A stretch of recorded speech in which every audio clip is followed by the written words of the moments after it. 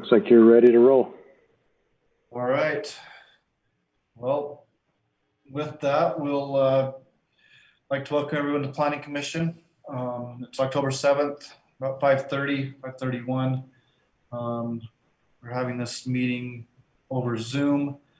Reminder, those that are looking to make a public comment, they can go to washingtoncity.org/meetings to do that on any item that has a public hearing on it. With that, we'll begin with the invocation and Pledge of Allegiance. I've asked Commissioner Hanson to give us our invocation, and I will lead us in the Pledge of Allegiance. Father in heaven, as we come before thee in prayer tonight before the Planning Commission meeting, we're thankful for the opportunity for all of us to be in good health and good spirits, able to attend and to converse with each other and with the public to help plan and do the best things for our city. Please help that we'll be watched over with the spirit of respect, that we can find common ground in the things that we're trying to do to accomplish for the city. We're thankful for the blessings that each of us have living in this country. Please watch over those that could not attend this evening, their health and safety. We say these things in the name of Jesus Christ. Amen. Amen. Please rise and follow me in the Pledge of Allegiance. I pledge allegiance to the flag of the United States of America, to the republic for which it stands, one nation, under God, indivisible, with liberty and justice for all. Thank you. First item is the approval of the agenda. If there isn't any changes to it, I would look for a motion to approve the agenda on October 7th, 2020. Commissioner Musso, I'll make a motion that we approve the agenda for October 7th of 2020. Commissioner Hanson, I second that. I have a motion and a second. Commissioner Musso? Aye. Commissioner Hanson? Aye. Commissioner Fitzonfu? Aye. Commissioner Hawley, are you up there yet? If not, Still working on it. Commissioner Schill? Aye. And I, Commissioner Smith is an aye as well. Motion passes unanimously. Item 2A is the approval of the minutes from September 16th, 2020.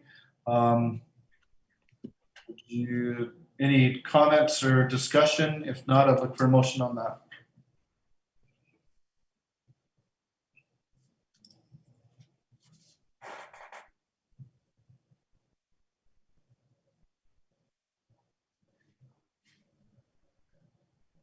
Again, this is Commissioner Musso. I make a motion that we approve the minutes for the Planning Commission that was presented on September 17th, 2020.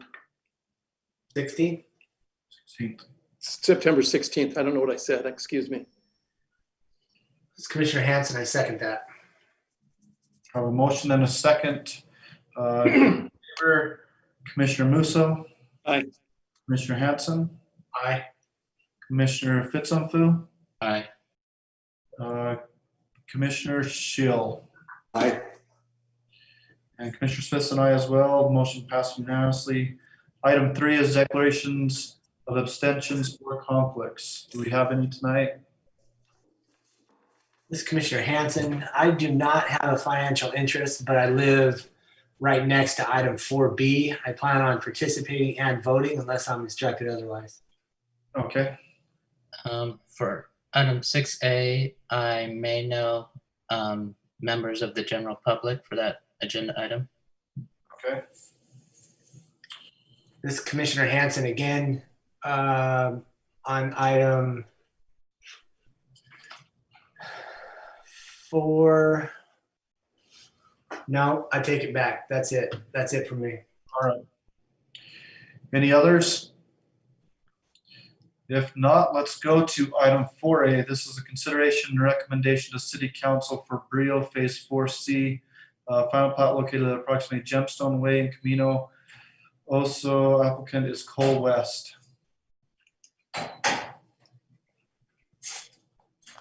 That's all right.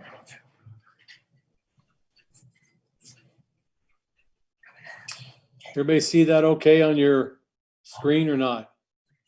I just see your name. You see my name. Yeah.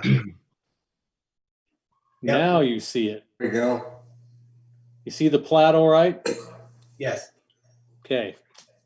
Sorry, you got to double click sometimes, and the only thing you thought you double clicked, but it only took one.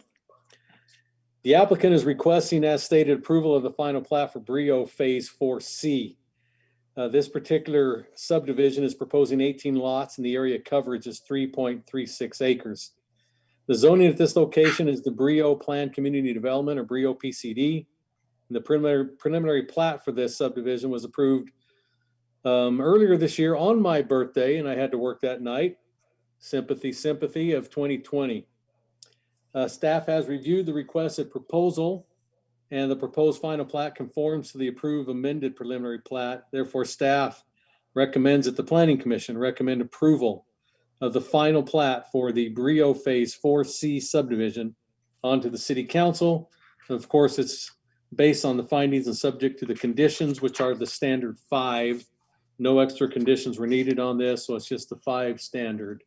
I'll be glad to answer any questions the Commission has on Brio 4C.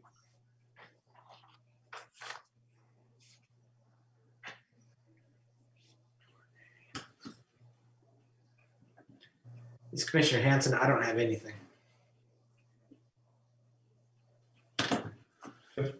No comments. I would look for a motion on this. This is Commissioner Hanson. I make a motion that we recommend to City Council approval item 4A for the Brio Phase 4C final plat located approximately Gemstone Way in Camino Oso. Applicant is Cull West, based on and subject to the conditions outlined and findings outlined in the report. Second that. I have a motion and a second in favor. Commissioner Hanson, Aye. Commissioner Fitzonfu, Aye. Commissioner Hawley isn't there. Commissioner Musso, Aye. Commissioner Schill. Aye. Commissioner Smith is an aye. Motion passes unanimously. Item 4B, this is consideration and recommendation to City Council for the Warner Gateway Phase 3 final plat located at approximately 1150 East, 4630 South. The applicant is Visionary Homes, Reed Scow. Okay, thank you. The applicant, and this is seeking approval of Warner Gateway Phase 3 as stated. This particular portion of the subdivision or phase is proposing 28 lots. The area of coverage is 7.57 acres. The zoning at this particular location is a single-family residential 6,000 square foot minimum, or the R16 zoning designation. The amended preliminary plat was approved back on November 10th of 2015. Staff has reviewed the requested proposal, and the proposed final plat conforms to the approved amended preliminary plat.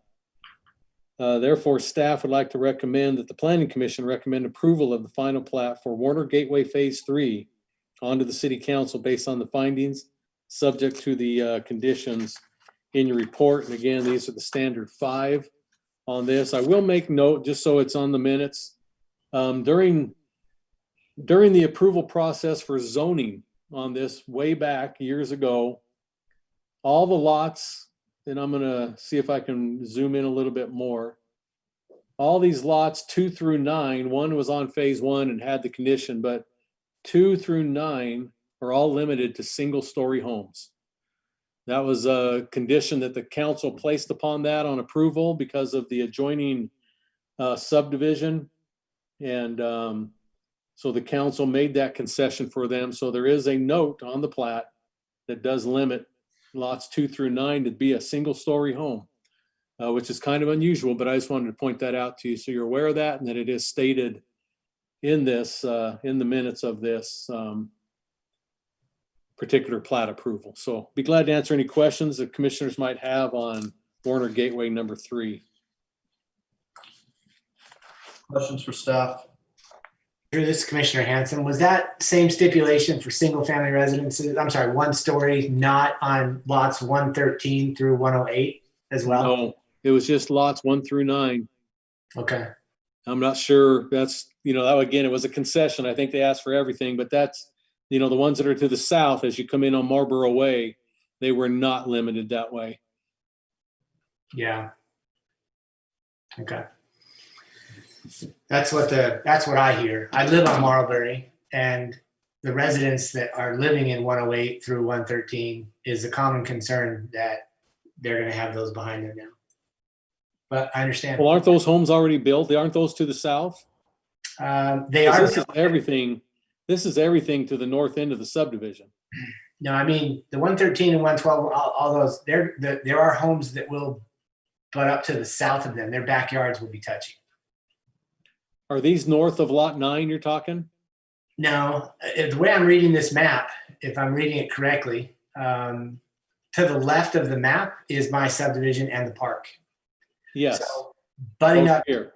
yeah, 2, 3, 4, 2, 3, and 4, I think have homes behind them, and then it becomes the park. Park, yeah. But again, so who are the folks concerned? So the folks that are concerned are in Warner Gateway Phase 2, I believe it would have been. It could have been Phase 1, actually. That is at the bottom of your screen. Those homes exist below 113, below 112, below 111, below 110, below. Right. But there's homes built on all of those lots that border Stuckey Farms. They're already built out. No, correct. If what I'm saying is, take 108 as an example. In the far right corner, a homeowner that lives there now has a field behind them, and they understand that these new homes are coming in. And Warner Gateway, prior to the newly built homes in the last 6 months, there were all 1 stories, and the neighborhood was under the impression that there would only be 1 stories in Warner Gateway. This is what I'm hearing. I'm not. It's just been ironic that every home built has been a single story only, is what you're telling me. And I think that leads people to believe that was the stipulation in the No. in whatever. And so Yeah, if I live south of 108 and I see a row of homes coming in behind me that are all 2 stories, there went your view to the north for all of those residents. Yeah, but that's within the Warner Gateway itself. See? Yeah. No, I understand. Yeah, exactly. Those are the people that come to see me and say, "Hey, can you fix this?" And I'm like, "No." We can't help them internally because we don't limit. I mean, it was odd that this was given a limitation on it, but that's what the council did, and the developer at that time accepted to get that approval. But I don't stipulate anybody, because you can go through Stuckey Farms and find 2-story houses. Yeah. Or anywhere in the city. That's why I asked, because if there was a stipulation on some of them, I was just curious of, hey, maybe it's on the others as well, and then those people have their problem solved. Nope. Okay. My only other comment or concern about this one is I have a major issue with even the increase in the homes that we've seen in the last 6 months, which is, we'll call it 10, have been either under construction or sold. There's a major increase in traffic on Marlbury, which is, again, right by my house. Right. And that is right now the only way in and out of Warner Gateway and any additional phases that are built. And that's a concern that I have. I understand from our previous meetings the situation with the BLM granting access, allowing them to call that a second entrance, but it's not feasible or being used by anybody, nor do I think it's anticipated to be that way. Same with the Stuckey Farms others. So any new development moving forward is coming right past my house. And that's a concern for every resident that lives on Marlbury. Well, there will be. I think this is the Brandon. Brandon can jump in. He and I have had this conversation. I didn't have a chance to dig in too deep. I don't know if he did either. But there will be a road to the south that goes down through the cottages. Yep. That will be put in. I know before phase 4 comes in, without a doubt. But I just can't remember the trigger point, and I don't know if Brandon remembers that at all either. Can't remember the trigger point either, Drew, but I know it's before phase 4 where it'll be required. Yeah, there will be no doubt before 4. I'm just wondering if it's in here. So we'll look in, but there will be a road that will be built down through the cottages, just for your information. You can pass that on to your neighbors. Yeah. Now, we can't force people to use them, but. Yeah. Phase 4, the one following this one, because you mentioned it, it's just an extension of this one, correct? To the north and to the west? Yes, yeah, because this is the top, lot 9 and 10 are the north boundary of the whole Warner Gateway. Okay. So either they'll go, up here on the north and head east, or down here, on lots 108, 72, and 64 and 21, that might be phase 4 coming in. I just can't remember. Got it. So just, Drew, quick question. So was this, why was this not part of Stuckey Farms originally, or did they sell off this part of the land? No, they tried to actually buy it and could not acquire it. Oh, okay. They wanted to. It came available, but somebody paid a little bit more money than Stuckey Farms was offering the owner, and the original developer picked it up instead. Stuckey wanted it real bad, Okay. Yeah. because then they had control over roads, and then they could call it with their own. Yeah. But this was a sticking point way back years ago, I promise you. Well, I'm sure it would have been. Those are some of those fun meetings. I was just That curious. Commissioner Smith was in those. I'm always in them. Like I've been in them forever.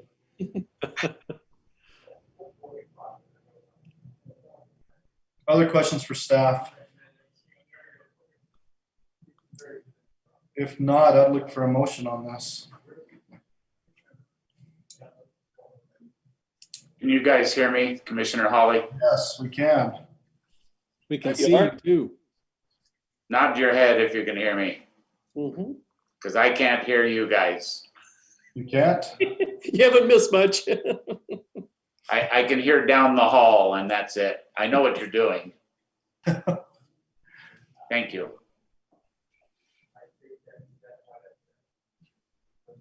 You guys vote. I'm gonna go see if I can see what's wrong with this thing real quick. Keep talking. Any, He's working on it, Drew.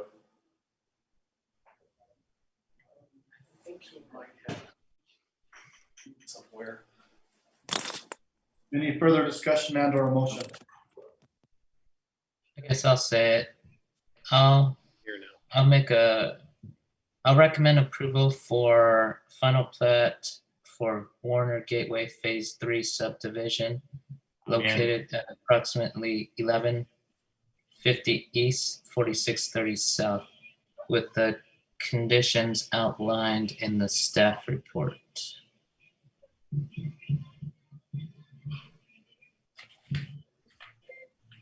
This is Commissioner Musso. I'll second that. I have a motion and a second. Commissioner Fitzpatrick, Aye. Commissioner Musso. Aye. Commissioner Hawley, Aye. Commissioner Hanson, Nay. and Commissioner Smith's an aye. Motion passes with 4-1. Item 5A. This is a public hearing consideration for approval, conditional use permit C-20-07, request for a lash studio and spa located at 12 South Sandhill Drive. The applicant is Shannon Ayers. Ayers, sorry, not Ayers. That's fine. Thank you. The applicants, I'm getting some feedback, but let me see if I can turn something down. The applicants request an approval of a conditional use permit, install a lash studio and spa facility business located as stated at the 1205 South Sandhill Drive. This is basically within the Bear River Storage Business Office area. They are the overseers and the managers of of Bear River Storage, and Shannon, the wife, would like to open this business. Now, the reason we're here under this pretense is that this site is actually zoned I-2. Neither the permitted uses or conditional uses list a spa or beauty salon type use in any of the industrial zones within the city of Washington.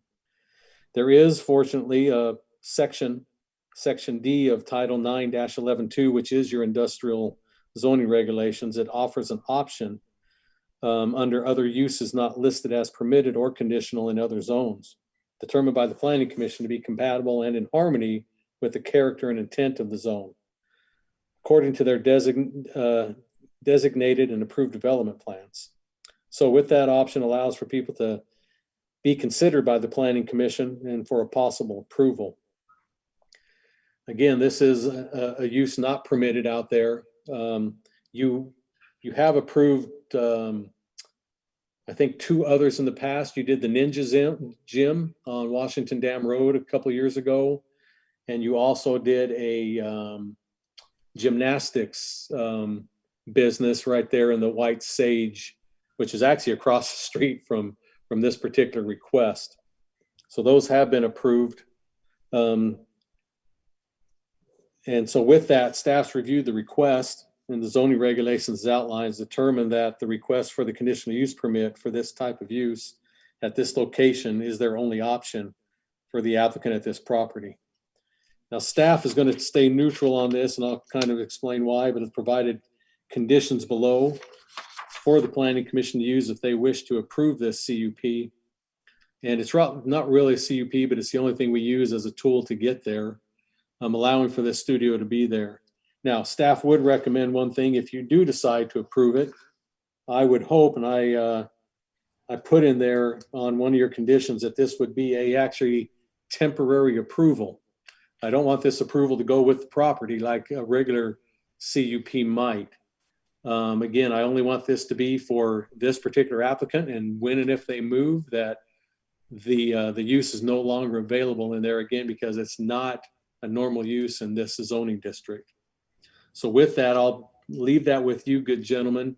But if you have any questions, I'll be more than free to help you along with that. So, but I leave that now in your hands. Thank you. Hey, Drew, Yes. didn't this warehouse originally have a kind of a caregiver area? It is. It's approved to have, and I don't know if the heirs live there.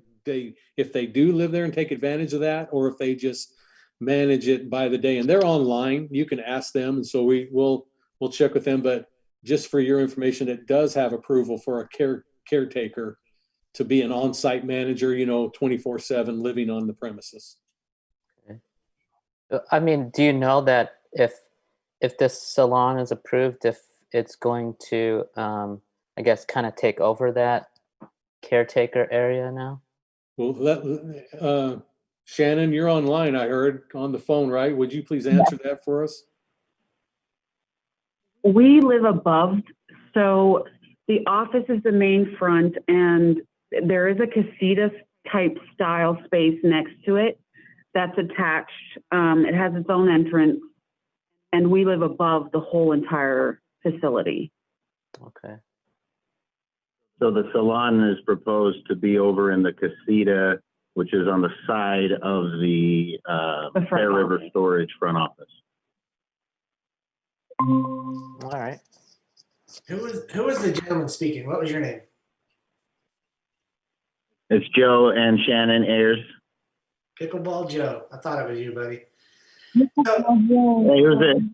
It's Jason Hansen, one of the commissioners. So you're Hey, talking Jason, how are you? good, buddy. You're talking about keeping them both intact. Even though they're in separate spaces, they would still both be running. Correct. Okay.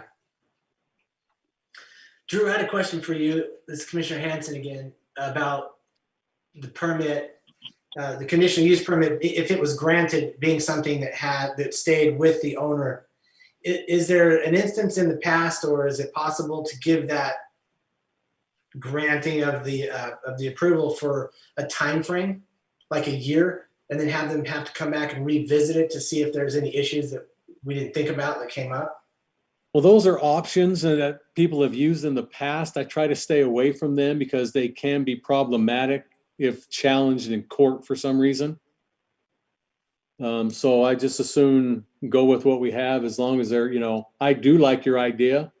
In fact, I used to use that tool in my previous, years, but kind of shied away after hearing of, never happened to me, but other circumstances in other cities about time limits, etc. Yeah. Because again, you give it to them and then you come back 6 months and you might have got really mad people just that, because opinion wise, it didn't like it, come back and they can taint that continuation. And so it can be problematic. I don't have a problem going with when they leave, this approval goes away with them. Yeah. Okay. So Drew, should we consider this somewhat like a home occupation permit type of thing? Where I they- thought about going that direction too, but the problem is that we really don't consider this a residence, you know what I mean? Even though they live there, they're caretakers of it, but I thought about trying to go that avenue, but I thought that might be pushing an envelope that someone may go, it's kind of cheesy, and I just want to stay out of that arena. I thought the same thing you did, Commissioner, but again, the more I thought about it, I'd rather go this way because we have done some of these. Yeah, and I'm just in my mind, that's how I'm answering it in my mind and Yeah.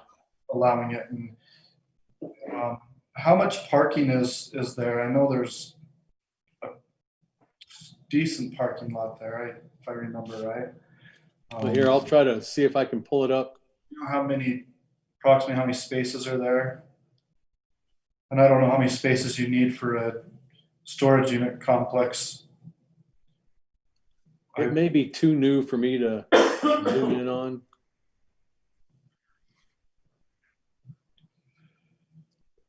Well, it's There are 8 stalls out in the front. 8 stalls. But that was one of my concerns, Commissioners. If you saw I think I put that in my conditions. I hope I did. Yes, you did. Yeah, condition number 6, I put that only 2 customers will be allowed on the premise at any given time. So they won't be using more than 2 stalls. Okay. Yeah, sorry, my aerial isn't updated enough to show you the site. This is where it is, but you can see that, Storage units there. yeah. Now, this is Commissioner Shield. I was there this morning and looked at it. There is parking and it's 6 to 8. I understand she's going to have an employee, so there's going to be 2 operators. Is that correct? Yes.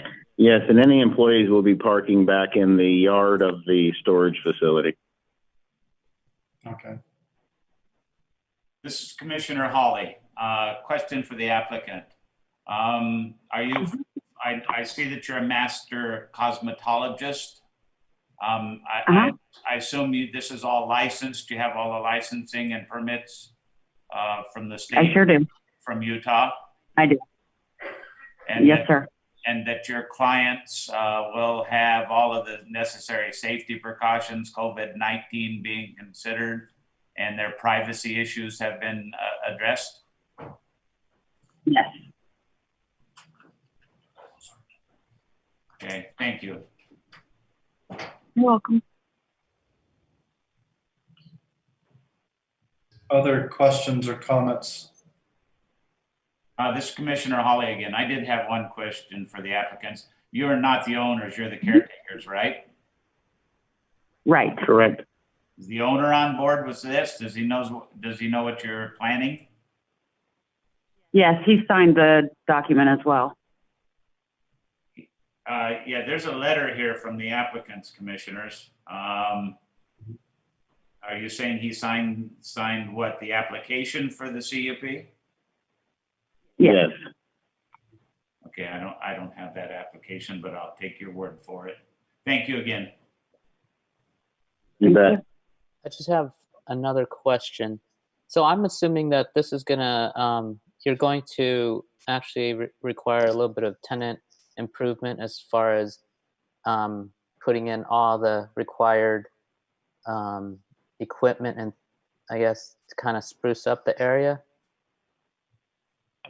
Actually, I don't need to do anything except change a light. Changing the light that's above the kitchen counter. What is that called? The island. My beds are massage beds. They fold open, and I have a floor lamp for each bed. And my equipment sits on a shelf. Okay. So that doesn't hang on the wall. It's a freestanding shelf. So I don't really have much other, a stool that we sit on, and that's pretty much it. Okay. It seems like it's just a matter of setting up just a few pieces of equipment. Is that correct? Yes, Okay. yes, Yeah, equipment and furniture and some decorations. Okay. And the sink is already all there and everything like that. yes. Yeah, it has a full kitchen and a private bathroom. Okay. All right. Thanks. This is Commissioner Hawley again, for the applicant. That is your only intended use, right? Is this Lash Spa? Yes, Correct. That's the only business you're gonna be running out of there. yes. Yes. Okay, thanks again. Mhm. Is there any public comment on this? No, there is not. Sorry, Denise is trying to take care of a city council meeting tonight too, and we only have one comment on another item yet to come. Then I would look for a motion to close the public hearing. Commissioner Hawley, I move we close the public hearing. Commissioner Hanson, I second that. You have a motion and a second. Commissioner Hawley, Aye. Commissioner Hanson, Aye. Commissioner Fitzpatrick, Aye. Commissioner Musso. Aye. Commissioner Smith's and I, motion passed unanimously. Further discussion on this permit and or a motion? Chairman, this is Commissioner Hanson. I'm curious just a little bit more about possibly discussing among us about if everything went south, if we granted this and everything went south, what happens? What does that look like for us? Is there anything the city can do? I mean, I know, and I actually know Joe, and I expect they're going to do what they say, but if something like this comes up again and we don't, or whatever, and something goes south, are they just able to continue to operate as is? There's no way to put something on it to restrict that? Well, I mean, if you look at it's conditional use permit based on the conditions, and so you'd look at the conditions. If they're violating the conditions, then they wouldn't have the right to do any. They'd have to either rectify and fix it so they are not violating the conditions to continue operation, or they wouldn't be able to operate. So I guess if the surrounding business owners are all against it, but they're staying and adhering within the conditions, that's okay. I wish I would have heard some public comment of somebody around them was like, yeah, no problem. And I don't see this being a problem, but Yeah, the only way you could, as Commissioner Smith said, would be through the revocation process. okay. But it would have to be in violation of one of your 6 conditions. Now, if Okay. you don't feel there's enough teeth on those, you feel free to add one that you might be better. But if it does go south, there is at least the process for a revocation of it, Okay. evoking. I think my questions were more in not this particular one, but this particular situation, not the situation, but this idea The of use. granting something like this in a zone that doesn't really fit. In the conditions, can you stipulate that it's only for the Lash and Spa business itself? I mean, so that they can't change their mind in the middle of the process and decide, well, I want to make this a massage. I hate to say massage parlor because that has a poor connotation, but like a massage business instead. Jason, Smith, you know what I'm talking about. This is Commissioner Hawley. This is Commissioner Hawley and Commissioner Musso. That's exactly what I was thinking, but massage parlor does have a negative connotation to it. And as far as conditions, I would think we'd want to put that in there, that it's specific to this Lash business. And condition 8 might be that they need to provide proof of their licensing periodically. I don't know how that would work, but this is a licensed business. They're in contact, physical contact, body massages. She's already stated that in her letter, that there would be body waxing and so on and so forth. That's some pretty close personal contact. It could just be open to scrutiny, like what's going on in there. So Now, Commissioner Hanson knows these folks, and I have no reason to believe that that's the direction they're headed. But, you know, we always want to err on the side of caution. Yeah, I wouldn't have any problem putting those conditions on there. The application is for a lash studio and spa, so I think it'd be covered twice, because I think if you apply for a use and you aren't doing that use, that's a violation of a condition. But I'm fine with putting the condition on there. Okay, well, it just doesn't, I haven't been done, I've never done one of these before, Jason. So that's why I ask if that's, as you described it, and it's part of the application, then yeah, then you can, then you have that revocation status that you could use. So no, that's fine. I'm good. I'm I good. just recommend you might want to just use this letter I've got on your screen. Just say one of the conditions is that the letter written to Kathy Spring, the zoning tech, by Shannon Ayers, and the words used as of September 9th, 2020 in the exhibit, and it states in there what she'll be doing. And Sorry, just a question. When she has her business license, does she have to present if she's a business of a certain type, does she have to present that she has a license to operate and function in that? So that would be like a yearly thing, right? yes. So there would be that too, but I think that we should, that should be a condition of the conditional use permit is that she is currently licensed to operate in the profession that she is using, in the occupation that she is using, or profession. We could use it as profession too.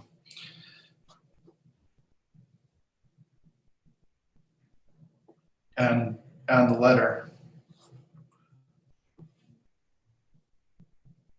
This is Commissioner Hawley. I'd like to make a motion. Okay.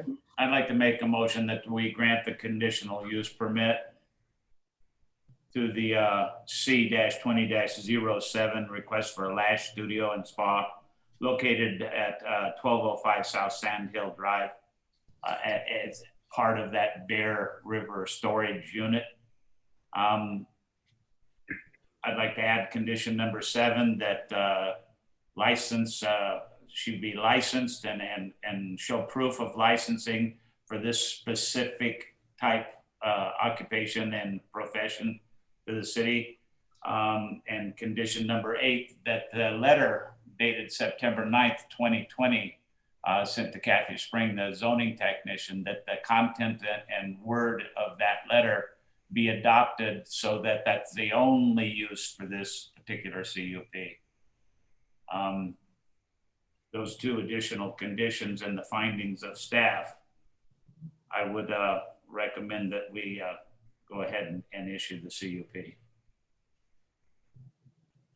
I second that.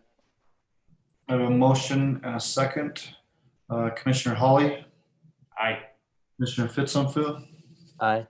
Commissioner Hanson, Aye. Commissioner Musso. Aye. Commissioner Smith's an aye as well. The conditional use permit is granted. We'll move on to item 6A. This is a public hearing for consideration or recommendation to City Council for the Red Vista preliminary plat located at approximately 1100 East Telegraph Street. The applicant is Red Vista Development of Orem LLC.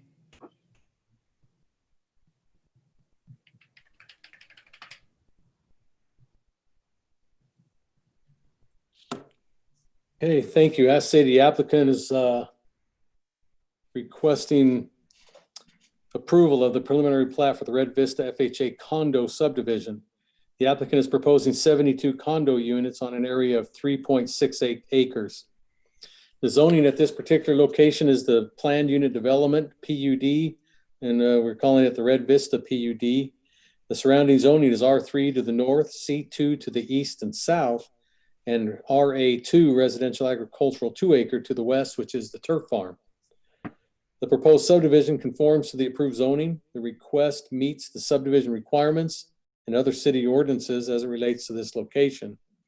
Staff has reviewed the request and recommends approval with conditions of the preliminary plat as outlined. Therefore, staff recommends that the Planning Commission recommend approval of the preliminary plat for the Red Vista FHA condo subdivision onto the City Council, and that's based on the findings and subject to the conditions. Now, we do have a few extra conditions. The first 11 are the standard. Would like to point out number 12, 13, 14, and 15. I'll just read those out. Number 12, the development shall conform to the new state of Utah LID requirements. The development will conform to the approved PUD development zoning at this location. The traffic study will need to reflect the improvements necessary on 1100 East Street for future improvements. And there shall be included on the plat the county reference monuments associated with the stated basis of bearing line. This needs to be added to the plat before moving on to the City Council's agenda in 3 weeks. So with that, we'll be glad to answer any questions the commissioners might have on the Red Vista FHA condos subdivision. Hey, Drew, I have a couple questions. Go ahead.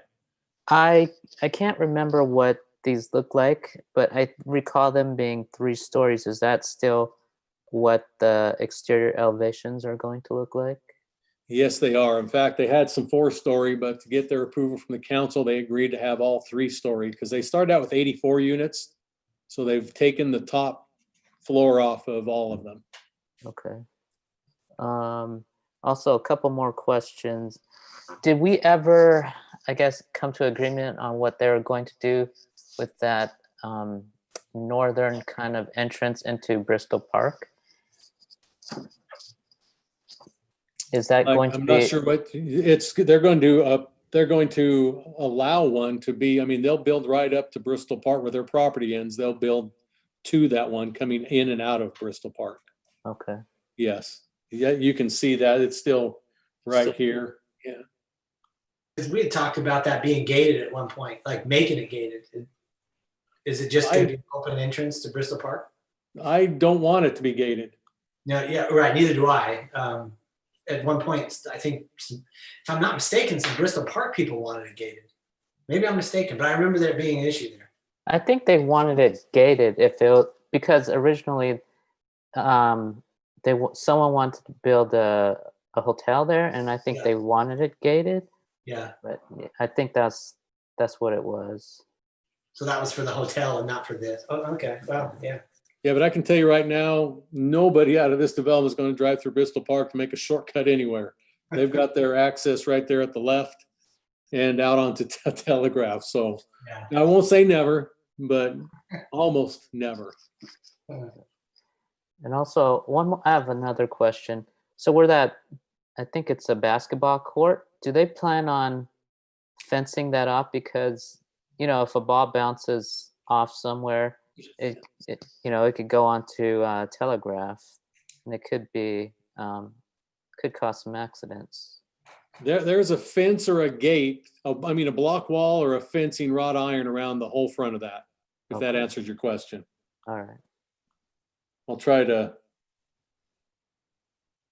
zoom in on here, and you can see they got the numbers on here. An 18, So 6-foot wrought iron. 6-foot iron picket fence. And then 17 is CMU privacy wall. So it's going to be intertwined along the whole front here.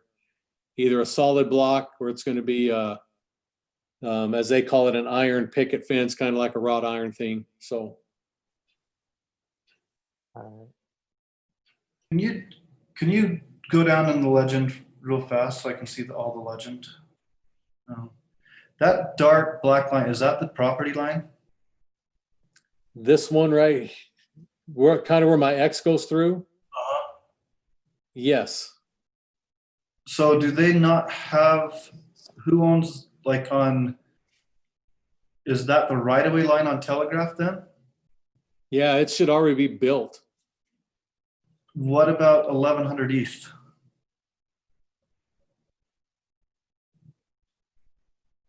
Is there, Sorry, I'm trying to pull that over there. It says existing sidewalk, number 6. Yeah, sorry, let me go to the city. Let's go to the city map real quick. Go ahead, Brandon. Oh, sorry, this is Ben. Oh, Yeah, 1100 East is already built, but we're going to have to do some modifications per the traffic study and Public Works comments. So we're going to be putting a right turn pocket lane in. So you can see up there to the north of where the project entrance comes in, that we will be reconfiguring that and putting the right turn pocket lane in, and then the entrance with the valley gutter. And you can see then the sidewalk will be relocated to, if there's also an existing power pole there. So we'll be going around the power pole and then building a new sidewalk from that, right about where that keynote 19 is, to the north. Okay. I just misinterpreted the map. I apologize. I kept looking at Yeah, it. there's a lot going on there. So there's Do we have the gap taken care of, or is it? I just didn't want to have a different property owner in between you and the right of way. Would make me nervous. no. It's that line right at the back of the existing sidewalk where the property line is. The only small corner down at the bottom of the intersection of 1100 and Telegraph. The Public Works would like an easement, so there's a potential future traffic signal that's going to go in there. So we'll work with them to designate how big they want that easement to be on that corner. Basically, where you see that keynote 17 and at 45, there's that radius arc. The property line will be down that corner where there will be a future traffic signal easement that we'll put in during the final plating stage. Well, This is Commissioner Hawley, that easement or the access off of Telegraph Road, is that a right in, right out, or are they going to be able to cut in and go across Telegraph Road to head north? There's an existing right turn pocket that goes into there. As of right now, that's a full access, but I'm sure that will probably change when the signal goes in. So. Right now, anybody exiting that on Telegraph, they can just turn left and come across 2 lanes of oncoming traffic and the access lane into the northbound traffic, or that blue arrow. They can do that.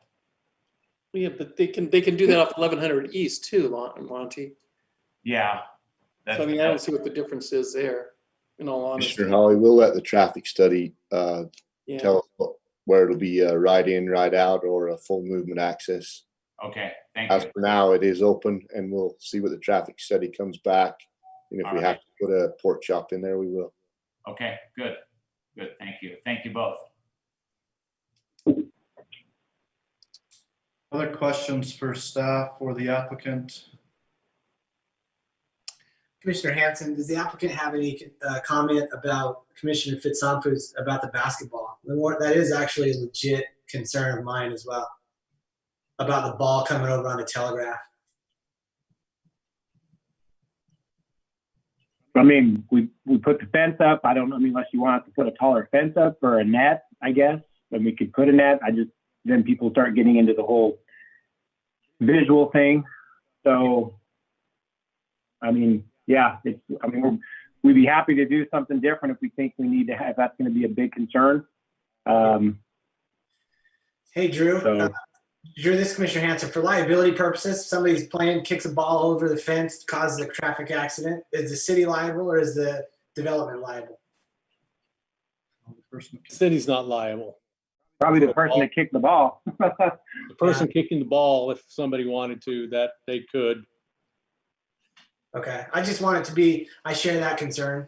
I'm not saying you need to put a taller fence because I understand the issue. I see that as being a potential. It only takes once. Yeah, I mean, I guess I could see someone chucking the ball at half court and then it bounces off the backboard and then it, deflects out onto 1100. I mean, I guess that's the worst case scenario. But 1100 or Telegraph? I would say. I mean, Telegraph. Sorry, Yeah. Telegraph. Yeah. On all our other developments, we've got the fence that goes in front is 6 feet tall. Okay. So yeah, it's not a little fence. It's a big 6-foot tall wrought iron fence. Well, and that's, I mean, you're a full, I mean, as far as bouncing off the rim and going over a 6-foot fence from that location and getting on Telegraph, that'd be pretty difficult to do.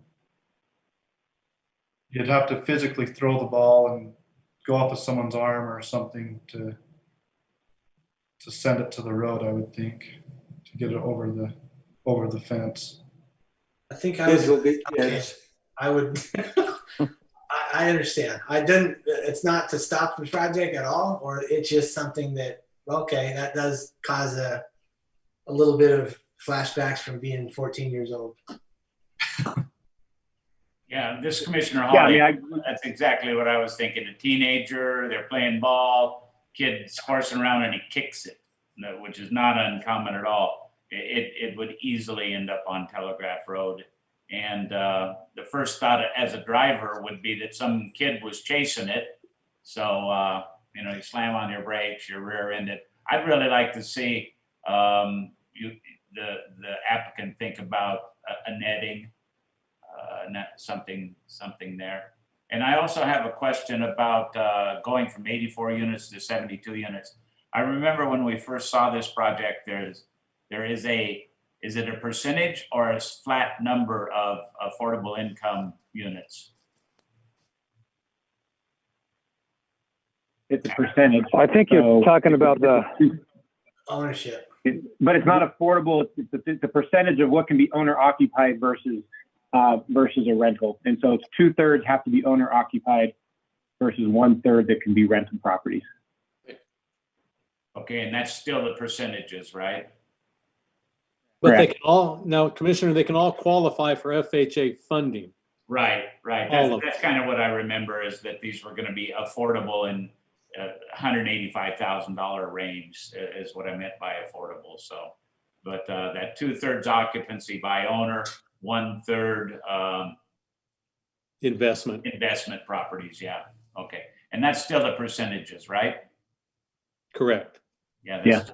That's okay. Thank you. This is Commissioner Hanson. Are there selling restrictions on the sell side of these units for people? Meaning they can't sell them and never. Are there any type of a selling restriction? Meaning they have to meet in certain qualifications to sell them. They have to meet them to buy them. What about to sell them? Oh, no. There's basically as far as just for the purposes of saying it, there's a deed restriction on there that says if I come in and buy one of these and I want it to be rentable, and these aren't going to be 1/3 rental. These are going to be less than that, because a bunch of these kids are going to come in and say, my plan is that I want to live here for a few years and then I want to move and rent it, which means they're going to be owner occupied until that kid moves out. But then it's got to be rentable. And so on the deed, 1/3 of these are going to say, I can rent these in the future, or it can be rented in the future. And 2/3 are going to say only owner occupied. And then anyone can come in now and buy and sell, but they're going to have to be aware at the title company and at the HOA level, which are owner occupied and which can be rentable. So let me ask you Those units are defined up front, correct? Like unit 207, if it's designated as a rental, it'll always be a rental. If unit number 306 is designated as owner occupied, it will always be owner occupied, correct? Yeah, and so what happens, the way it shakes out is we are selling right now. I'm the one selling, and I've got kids that are moving in this week who bought their unit as a rentable unit. And so that's just something at the HOA and the title level. So when an appraiser comes in or anything, they don't care that this is rentable. It's just what is designated on the unit. So it can be an owner living there with an FHA loan in a rentable unit. So when he moves, he can tell the new owner, hey, by the way, you can rent this unit. Or he can sell it to an investor who wants to rent it. But the ones that are owner occupied have got to tell people, oh, this is owner occupied only. And so you can't rent it. It can't be an investor. This unit's owner occupied. This is Commissioner Hanson again. To follow up my line of questioning, I believe you said 1/3 are owner occupied. If all the units are sold, and 1/3 of those are owner occupied. They buy them for ease of speaking, let's say $190,000. And the market dictates in 6 months they could turn around and sell it for $350,000. Could they all do that? Yeah, I guess they could. Yeah. Okay. Now we're going to see with pricing. We've got, like, up in Utah County, we started in the 170s, and we are selling in the 188 range right now because we are booked out until next July. We're building in Building D right now, and we haven't even thought of starting Building D yet. And so in order to slow it down, we've raised the prices a little bit. And so we'll find the market, because there isn't a market for this right now. We'll find what the market will bear as far as pricing. But we've looked around and we highly doubt these things. They're not worth. They're 950 feet. They're not worth 300,000. They're worth 185,000. I could have picked a different number, but I just meant something substantially over. Yeah. And sometimes I've seen where they're restricted Yeah. to selling it for a number of years or something like that because of their ability to get in on them at what I would call lower than market pricing. Yeah. Okay. Yeah. So these are just, they're just going to rise with the market. So they'll always be the most affordable thing there because of the size and, the 2 bedrooms. But yeah, we hope that they go up a little bit, and the kids. I mean, we sold our first units up in Orem for 150, and they're selling for 220 now. And we're excited for the kids who are moving, and excited for the kids moving in, because 220 is still the bottom. Yeah. Okay. All right. So this is Commissioner Musso. So a couple of quick questions. On the rentable units, are you designating maybe like the top floor units or the rentable ones? Because those are going to be the least desirable ones overall? Or that's the top floor are the most desirable. They've got like 12-foot vaulted ceilings up there. If I have to walk up 3 flights of stairs, they're not necessarily desirable. If you have an elevator, then yeah, I can understand that. But, No, that's up here. Our experience is the bottom floor sells, and then we take them up to the top floor, and these kids are going. And the people buying these are all young kids, just married. They go, oh my gosh, a vaulted ceiling, I want this one. The top floors all sell. okay. So the way it works is we don't designate who's rentable, who's not. They come in and they say, I want to be rentable, or an investor comes in. So it's just a hodgepodge of which unit is rentable, which is not. Okay, and once you hit that 1/3 mark, then you're done. Yeah, and so in Provo, we did 60% owner occupancy, and we hit that a month ago, and we still have 2 buildings left. And so we're telling everybody there's no more rentals in here. There's no more investors. It's all owner occupied. Okay, and then my next question is going to be so what's the effect of the doubling of lumber prices recently had on you guys then? Because the target market that you had obviously just went up by 25%, the cost. Yeah. So what that's going to affect us, and the cutting 12 units off is going to affect it, because now that's got to be shared with everybody. We buy our lumber from Clyde Companies, who buys it, in bulk when it's down, and they store it. And so lumber prices haven't hurt us as much as people who are buying it at the local, oh my gosh, the rate it went up because he bought it months ago. But it has affected a little bit, but not as much as other people, because we buy from Sunrocket in bulk. They bought it months ago. So if this goes same with like doors and. Yeah. So another last question is that, so if this gets approved with us tonight, which I'm sure it's going to, and it gets approved by the city council in a couple of weeks, what's your time frame for breaking ground? Oh, we want to, we were talking about that the other day, as soon as possible. We got a project in Hurricane we're trying to start. And so, as soon as possible. I mean, this year if possible, but we know there's city council, then another planning commission. Yeah.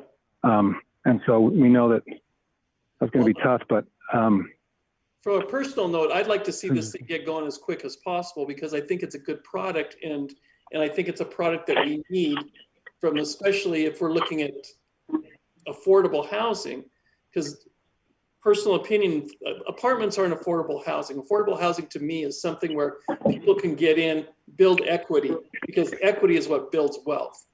you know, so that's, I like, Yeah.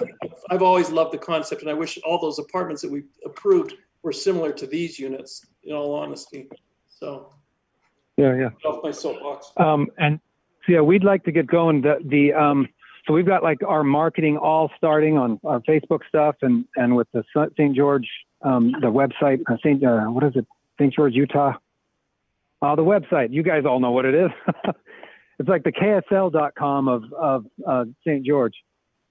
And so we're a big ad campaign there, pending all this going through. And so we're going to start marketing and selling and everything coming up. And we're usually 6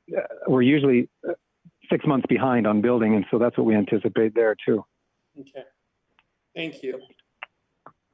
Hey, Drew, this is Commissioner Schill. How is the parking? Is it in line with per door and per visitors? Yeah, that's one of the biggest things I run people through the ringer in their zoning approval. They have to meet that. They actually ended up, because they took units off the top, with a few extra parking stalls, so. Okay.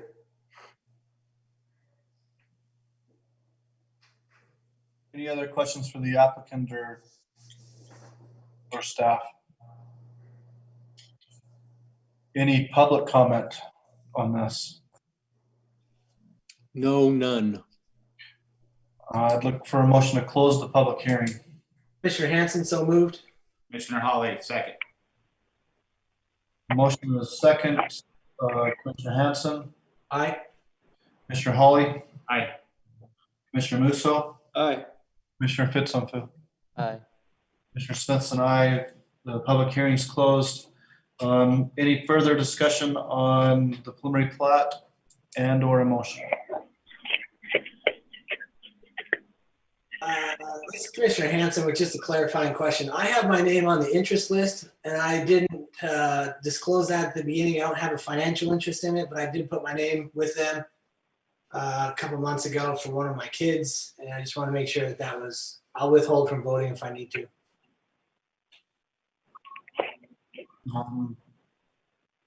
That's fine. You feel comfortable? Go ahead and vote. Because we have a full thing tonight, I'll just abstain from voting. Okay.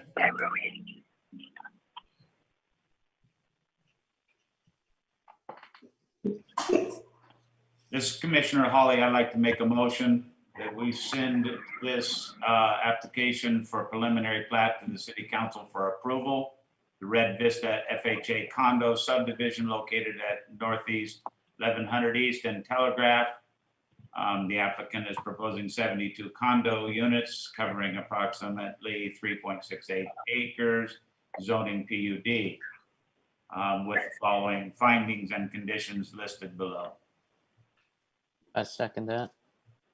I have a motion and a second. Commissioner Hawley, Aye. Commissioner Fitzpatrick, Aye. Commissioner Musso, Aye. Commissioner Schill, Aye. Commissioner Hanson abstained. Commissioner Smith is an aye. Motion passes unanimously. Item 7A. Thank you. All right. Thank you. Thank you. Item 7A, this is a public hearing for consideration and recommendation to City Council. Zone change request Z-20-17, change from PUD to planned unit development to PCD, planned community development, located approximately east of Southern Parkway and south of Long Valley Road, 3000 East, 1600 South. The applicant is Brennan Family Holdings, LLC. Jim Raines.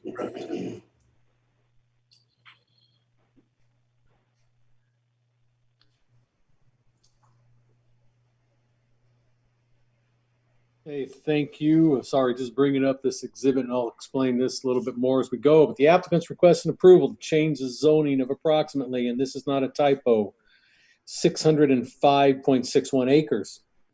As stated, this is at basically the interchange at Highway 7 and Washington Dam Road, or known as Long Valley Road. And it's right there on the northeast side of Highway 7. The requested change is from the current plan unit development that was awarded them in the annexation process a couple months ago. We just felt we'll just zone it PUD, knowing they would be coming in with a PCD change, and didn't want to zone a PCD because there wasn't a plan. And so it is zone PUD. They're wishing to change that to the proposed planned community development, which is PCD zoning designation. The general plan land use for this area is the low density residential. The surrounding general plan land use designations are open space and low density residential to the north, open space to the west, neighborhood commercial and open space to the east, and open space to the south. The surrounding zoning at this particular area is open space and PUD to the north, PUD to the west, and Washington County zoning to the east and to the south. This is right on our city border. Again, I just let you know we annexed this in a couple months ago. The PCD project name being proposed is the Long Valley Trails. The project is being proposed as a community that will consist of single-family residential homes, large and medium lots, patio homes, townhomes, and condominiums. Also being proposed in the area set aside with this and is asking for a particular area for a vacation rental part within the development that would be utilizing medium home lots and patio home lots, townhomes and condos possibly. That area is, if you look on your screen, is this section 22 down here, right where my arrow is. And so that blue dashed line would be the area just for vacation rental only within the development. As noted above, the project will have several types of residential units. The single family sites will be broken into two different categories, one called the large lots, which consist of 63 units. Another is the medium lots, consisting of 539 units. There's also a patio home lots, and that will have 277 units of patio homes. Townhomes will be located on a number of the pods, 6 of them to be specific, according to this map, and have a total count of 891 townhomes. Lastly, the condominium units will be found on 2 different pods, and that's the ones number 14 and 15. You see right here, kind of in the middle of the project. And those will be condominiums, and that'll they'll just sell those out to people. Let's see, I'm losing my count. Oh, the condos will consist of 254 condo units. Also, as stated above, an area is being asked to have an overlay of, again, the vacation, and that's, again, pod 22. That change you see in my report was 15 and 19, and I'll get into that in just a little bit. With this PCD, Washington Dam Road will be improved and widened from roughly 1900 East all the way out to the Southern Parkway, which is State Highway number 7. Several acres within the proposed area will be left in a native state for open space amenities and trail systems. That's that area you see as the hillside open space, and also down through the middle, which is also a power line corridor, a major power line corridor. And that'll be left in an open state. You can see with meandering stream and pond and trails, et cetera, that run right through the middle of the entire project. Staff's reviewed the requested zone change. Also, I need to point out, I am so sorry, there's going to be a park area and a clubhouse and amenity area here in 10 that will kind of be the gateway for the rest of the project. And lastly, the only other non-residential use will be this number 25 down here, this purple color on the bottom that I'm kind of zooming around. That'll be designated for an RV storage facility for any of the residents within the development. Staff's reviewed the requested zone change, finds it conforms to the general plan, the zoning ordinance, and surrounding proposed developments. You may ask what there are, and there are none. So it's easy to say that it conforms because there's nothing else there. So, but with that, staff is recommending that the Planning Commission consider strongly tabling item Z-20-19 for the zone change from the plan unit development to the proposed planned community development for further review and of the proposed project. I state that because if you remember going through your Dropbox that we let you start, reviewing this project. Just to let you know, due to concerns and changes with a specific buyer that's going to buy this from the developer, a lot of changes have happened in the last 30 days when this application was submitted. Just this map alone, looks different than what you've been viewing. And this is more the one I just got it. The ink is still wet. I got it this afternoon. And so with that, I know Public Works is still ironing out a few things with all of the water, the sewer, the roads, which is a big part of a PCD. I think still discussing about the development agreement, I hope, and other items. We just felt, and I know you have items, which we'll get into in a minute, but that's why I just felt strong that we table this, and we'll talk about that as you talk about your particular questions that you'll have as it relates to this. So with that, I'll open this up for discussion for the planning commissioners to ask anything that Brandon and I can help you with. Drew, can you move that map down just a little bit so that we could see the legend up top? Oops. Is that good? Too far. Go back up just a skosh so that we can kind of see. Just Yeah, it's hard to, I can't zoom out, unfortunately. about or else right I there. would. About right there gives us a pretty good idea. Okay. Yeah, it gives you your land uses right here. Oops, I shouldn't have done that. Nope, you shouldn't have. Sorry. Okay. There goes it. Okay. There you have it. All right. So when they first proposed this sucker, they had 1,400 units as age restricted, basically, age designated communities. So now, do they even have that designation now? Is that what active adult it refers to? Yeah, Jim Raines is in Brandon's office. So Jim, that's a question I'm going to turn over to you. I thank Brandon for letting me come. I thought to have a little better access, and this is such a complex project, I thought it'd be important to at least see my ugly face. Yeah, originally we had a group of 3 buyers that was going to buy this, and one buyer was going to develop everything below the wash area towards the Southern Parkway as active adult.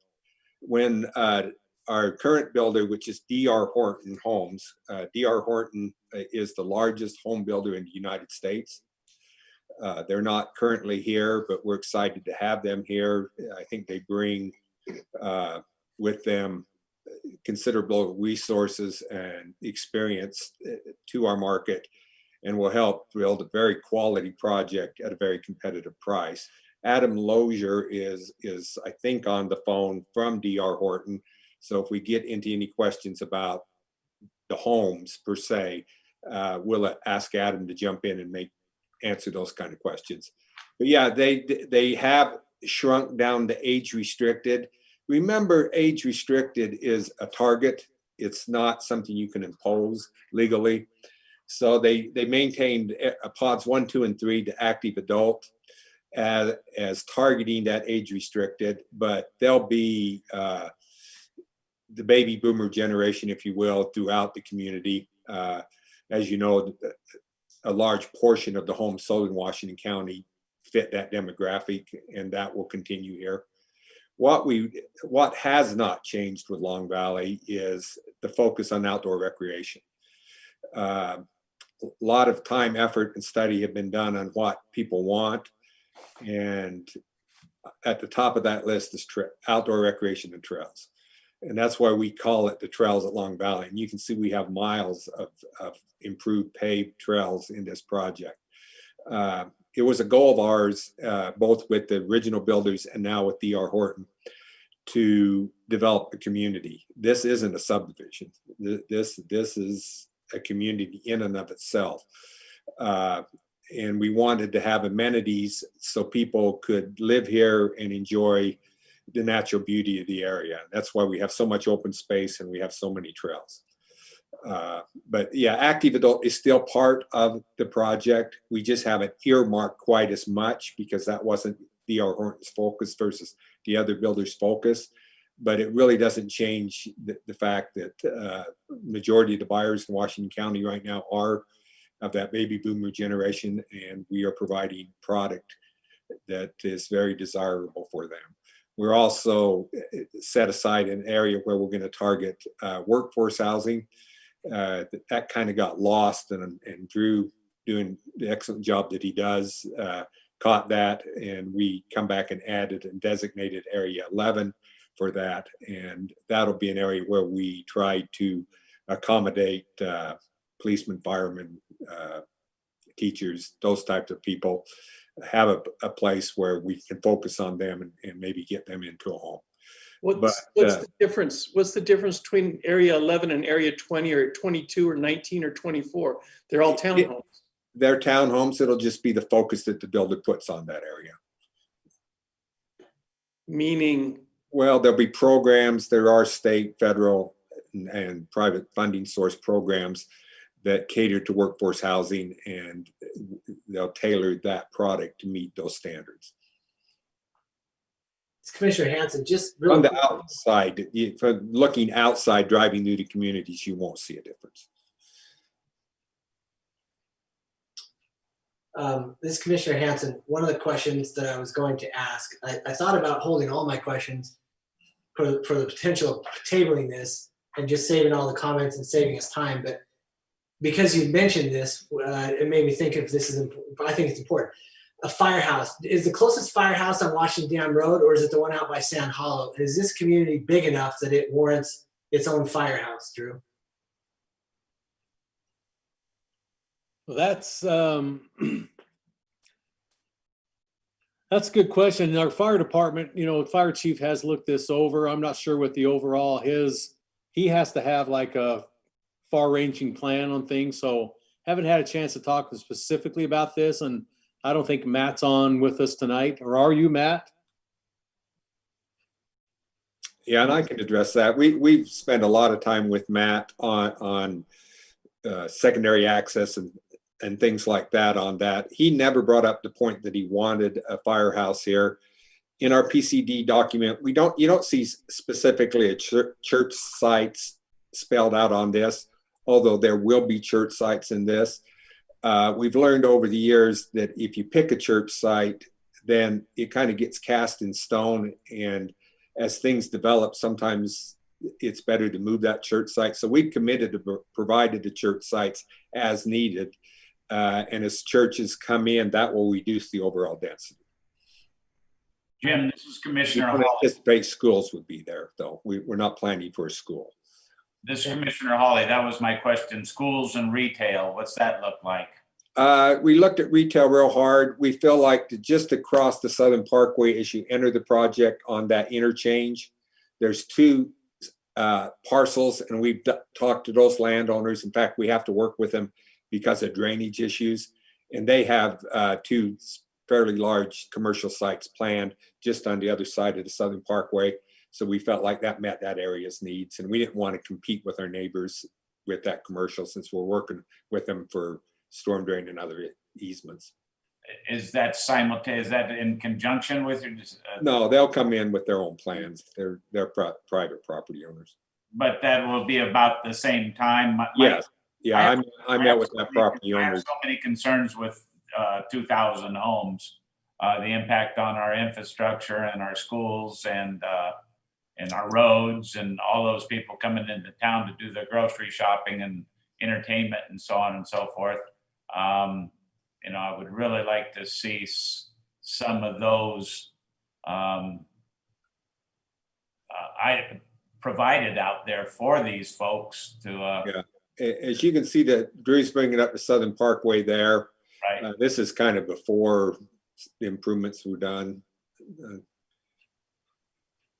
You might want to pan down so you can kind of see. You can see those two corners right there from on Washington Dam Road, between Washington Dam Road and Long Valley Road.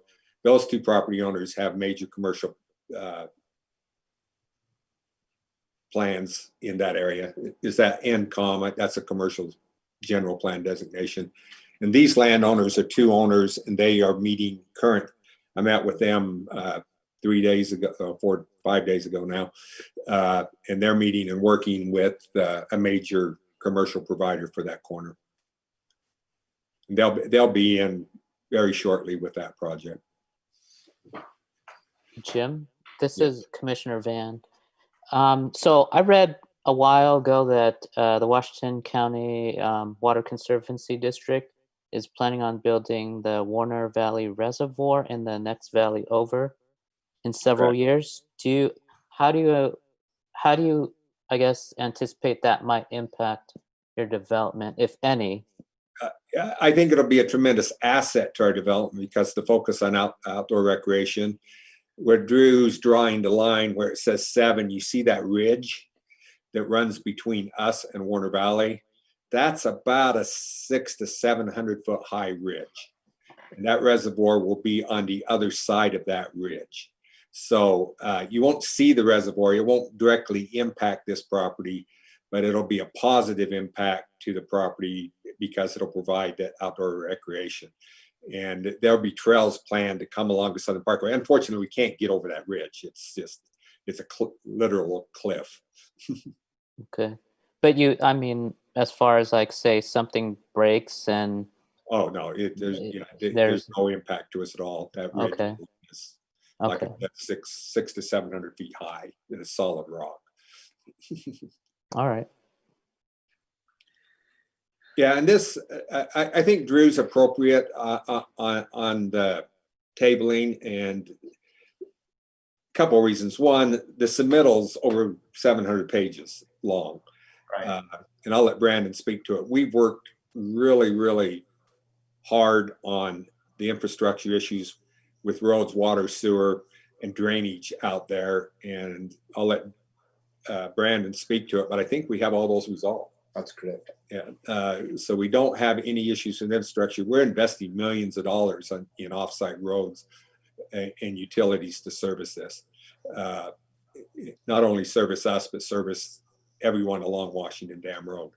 We are also providing, we went through the process of acquiring a right-of-way from our southern boundary all the way to the 3650 interchange, which is a planned interchange, not existing, but it's being moved up on the schedule, and talking to Public Works due to growth in the fields, things like the LDS Temple and the commercial stuff that's happened out there.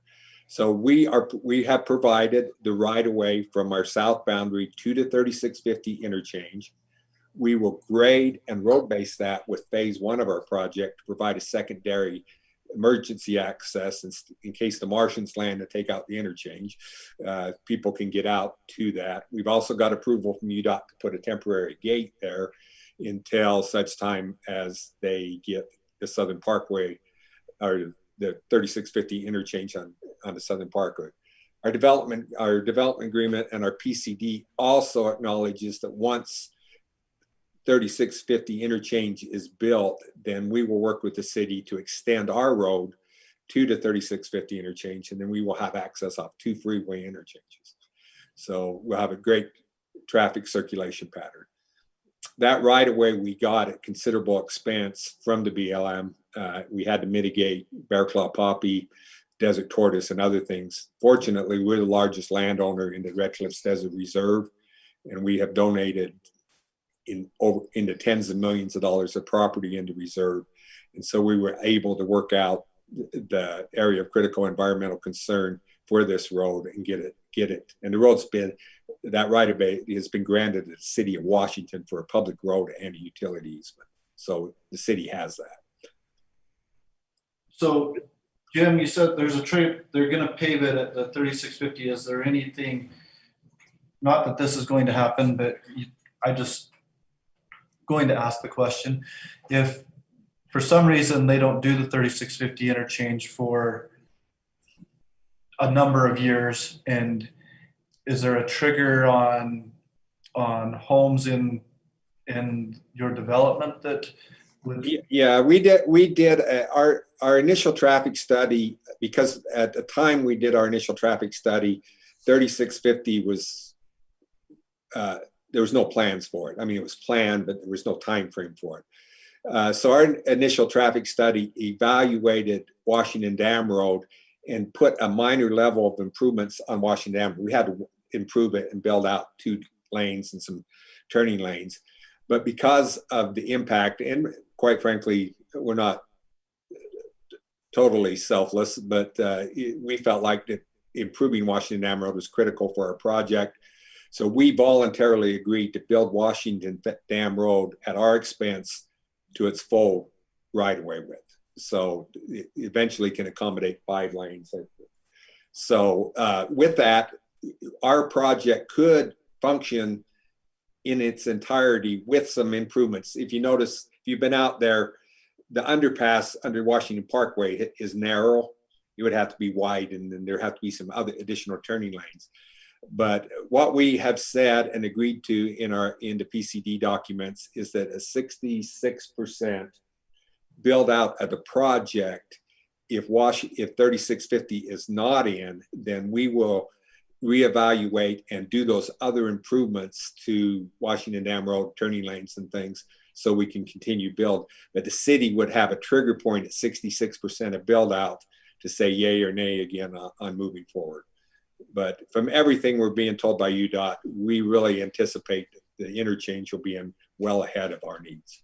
Yeah, I would think so too. I just want to make sure that there's a trigger on both sides, really to protect both sides. I don't want your development to suffer, and I don't want the city to suffer because we're waiting for something to happen, and then we've got this require we flew our traffic engineer out. This probably we had 4 to 6 sit down meetings with Public Works, did significant amount of work and revisions to the development agreement, the traffic studies and things to address that specific issue.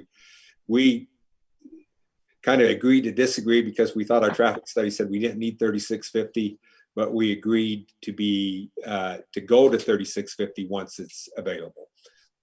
Okay. This is Commissioner Musso. I have a few points that I'd really like clarification on. Your traffic study is 4 years old or 3 years old. It was done in what, September of 2017. Did that take into consideration that we have 500 extra houses going in off of the Washington Dam Road? It didn't, I'm sure, because it wasn't ever planned. No, Washington, our traffic study was updated less than a month ago. Less than a month ago? Okay, because we don't have any of those documents. Everything that I'm looking at is... Well, the traffic study in the PCD document is the updated version of the traffic study. I think the date on it. Well, the date was 9 of 2017. It was what I was reading. And it's only showing about 55% of the traffic going down the Washington Dam Road. You know, he had a little. You must be looking at an older version. I apologize. The new version should be dated September 7th, 2020. Okay. And that changes the traffic distribution to that 66%, and then changes it to taking into account the 3650 interchange. Okay.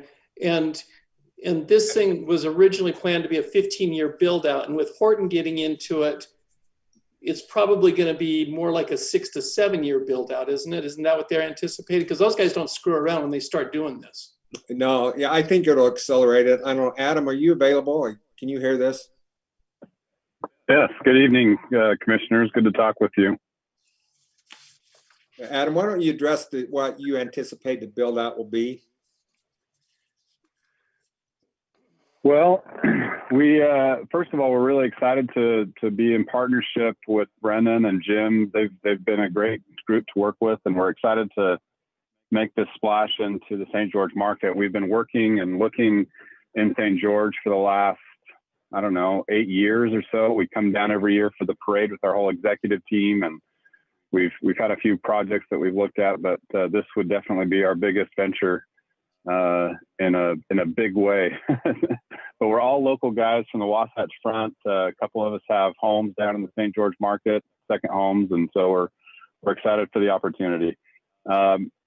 You're right. We don't like to screw around. We're a big spec builder. We like to think that, you know, we provide a good new car lot experience for our home buyers, where we choose fantastic floor plans that sell and live really well, and great color schemes and opportunities for buyers to come in and not have a ton of choices to make, but to come in and buy a home because of the demand that's out there. So you can come to our homes and you can buy an Acura or a Lexus, or you could buy a Camry or an Accord, right? Depending on the amount of money that you want to spend.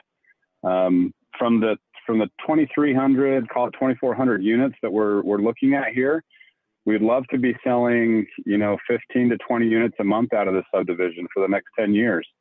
But if the market will accept it, well, sure, we could go faster and be in that 7 to 8 year range. If the pricing is such and the market slows down a little bit, we could be here for 12 to 15 years.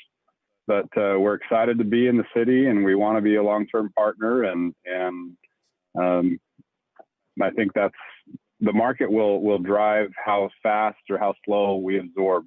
But we plan to be here for a long time.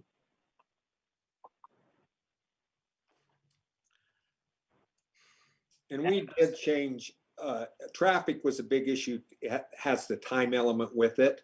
So we did change in the new traffic study from a 15-year build out to a percent to not units. We tied it more to units because we will do certain things at a certain unit point. If that happens in 3 years, then we'll do it. If it happens in 5 years, we'll do it. It's not dictated by time. It's dictated by the number of units. Okay, so as you guys build out that Washington Dam Road, there's a lot of homes on there that are very close to where the right of way is going to be for the road.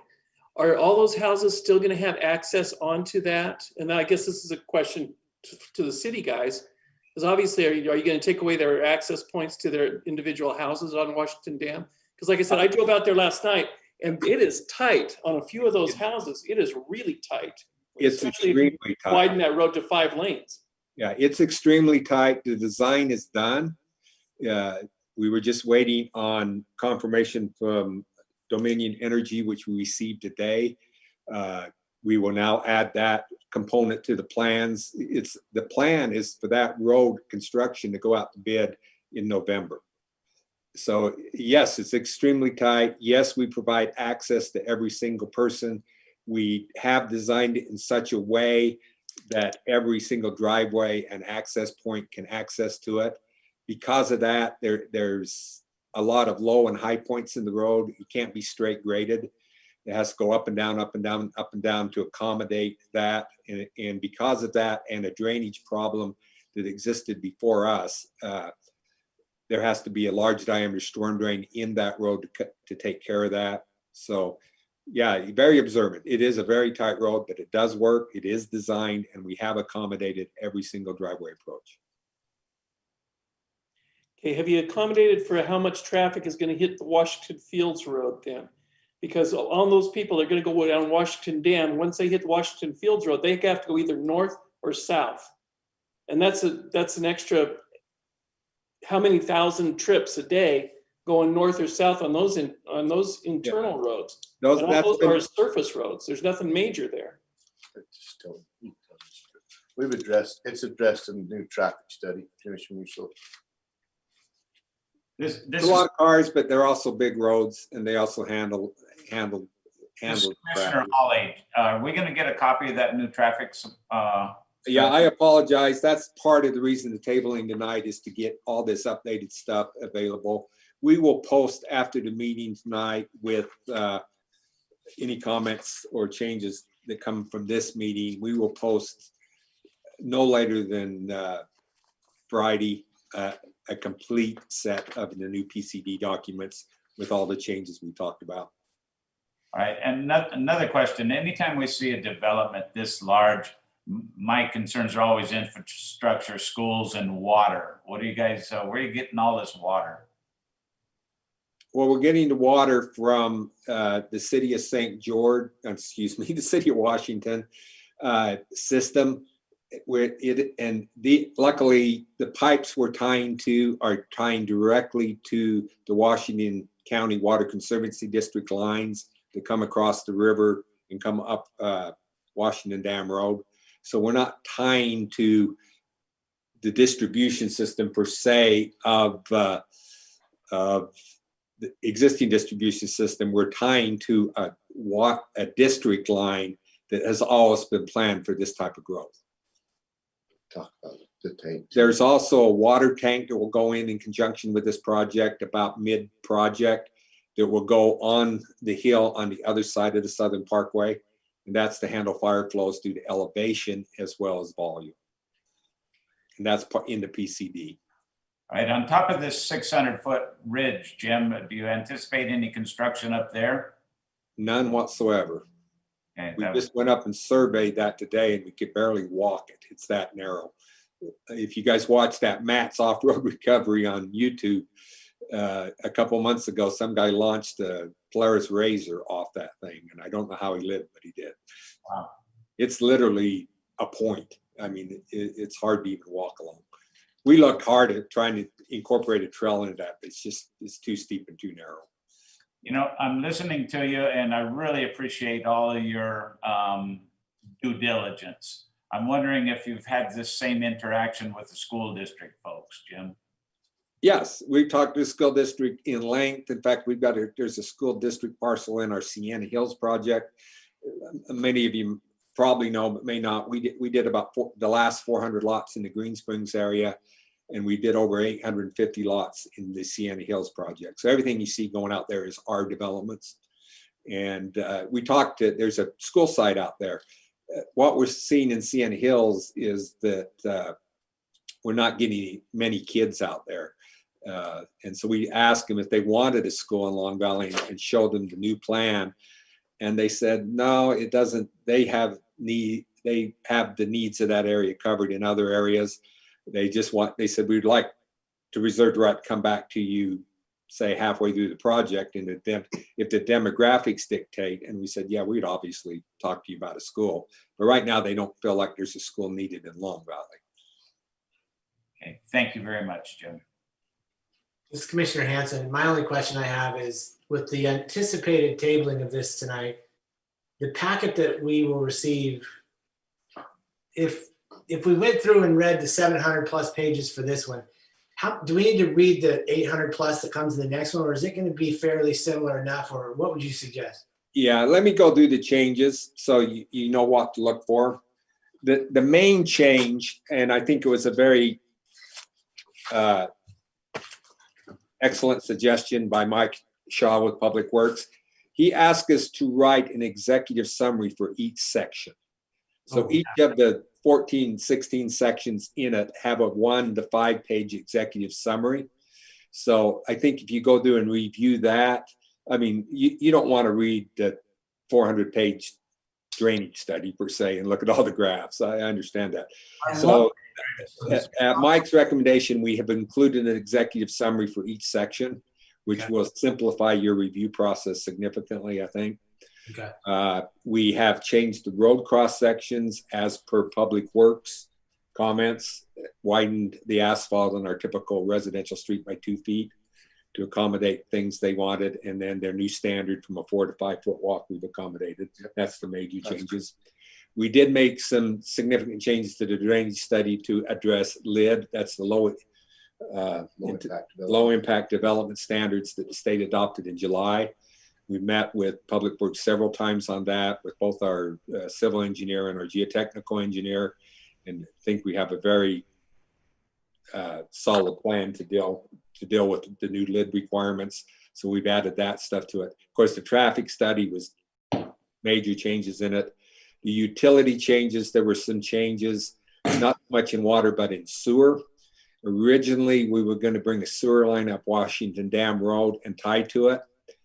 But because of downstream capacity issues, and we did contract with the city's civil engineers over water and sewer, Sunrise Engineering, and they actually did the water and traffic study for this because the water and sewer study for this project. And in that process, they determined that way in the fields, there's some capacity limitations on the sewer. And we went through several weeks of trying to figure out when those would hit and how many connections we could get. We finally decided that we would put a lift station in Long Valley down by Pod 1, by the roundabout there, pressured that line back up to the regional sewer line that's in 3650 South. And that will handle 100% of development in Long Valley. So that was a major change in the last few weeks. But we don't, that way we don't impact any of the downstream lines going through the fields, for instance. And I think that's the major changes that we went through. But yeah, we've met on this at least weekly and sometimes daily with everyone to hammer out all the details. And then in the halfway through the process, we changed layout. We didn't change density. We didn't change road layout, but we did change where the condos were versus lots and things like that. And that created some issues that Drew caught as early as this week. So, okay, thank you. Jim, this is Commissioner Hawley again. I've got to ask, and this is a great looking project. How long have you been working on this thing? I'll give you a 2-second history of how we got this. This was BLM land. And we were the only one in the county to get BLM land because we were the largest private landowner in Red Cliffs Desert Reserve. And we had over $100 million worth of property in reserve, and the government didn't have $100 million to pay us. So we looked at creative ways to resolve that property. We ended up selling about half of that land for a discounted price and donated the other half. And this is the one land exchange we took. We looked at land above Sand Hollow. You may remember ATV communities wanting to kill me. We looked at, we identified 11,000 acres in the county as possible exchanges, but because of opposition and cultural resources and everything you can think of, this was the only one that the BLM could let go. So that's how we got this land. But we've been working on this for about 8 years. We've owned it for about 4. Good on you. Thank you. We're really excited to have D.R. Horton. I think they're a tremendous asset to our community, and I think they will bring an element in affordability and choice that we just don't have now. So we're excited to have them as a partner. Yeah, and they really have the resources too. I saw on a report today, their stock is doing extremely well. That's probably why they want to pay us for this. Take it. It's doing really well. Well, we were originally going to develop it out, but the problem we had, I'm 64 and my partner's 72, and on the 15-year project, we wasn't sure how we were going to do it with our walker and hearing aids. So this worked out to be good for us.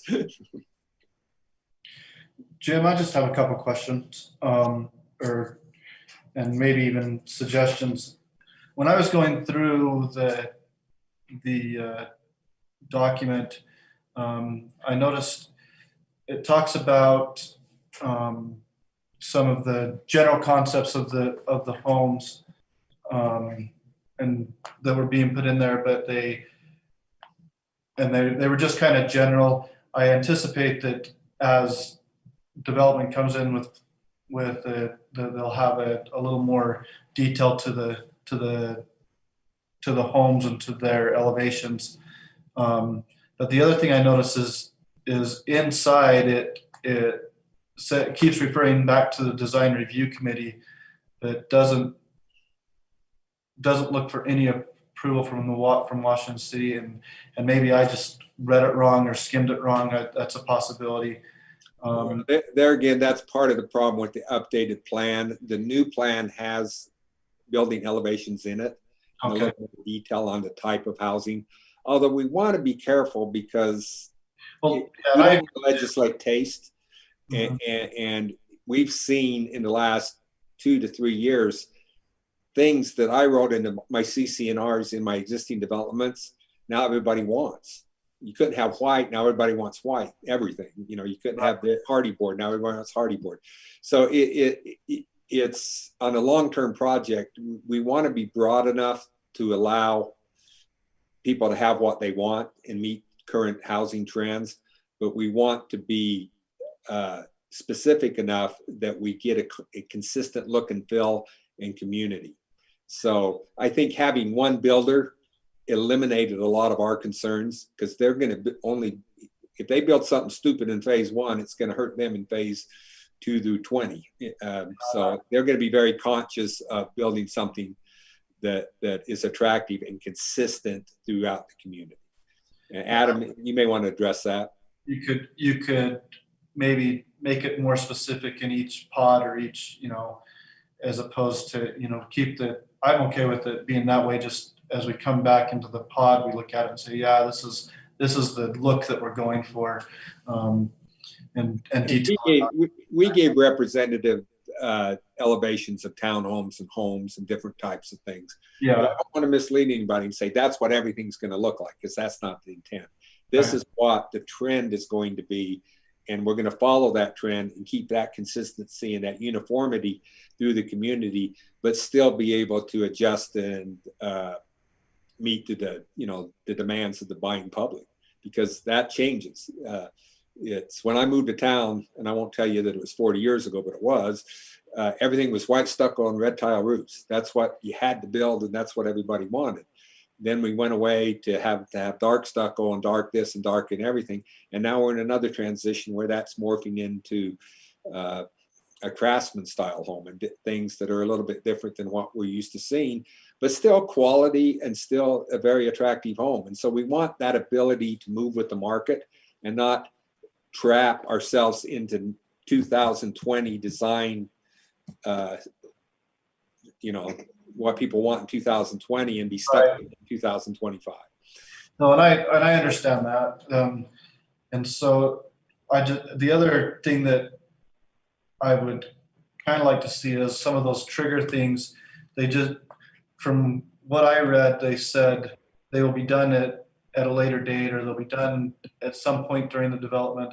If we could reference that to the development agreement, where those should be spelled out pretty specifically, just saying that this will take place as per the development agreement.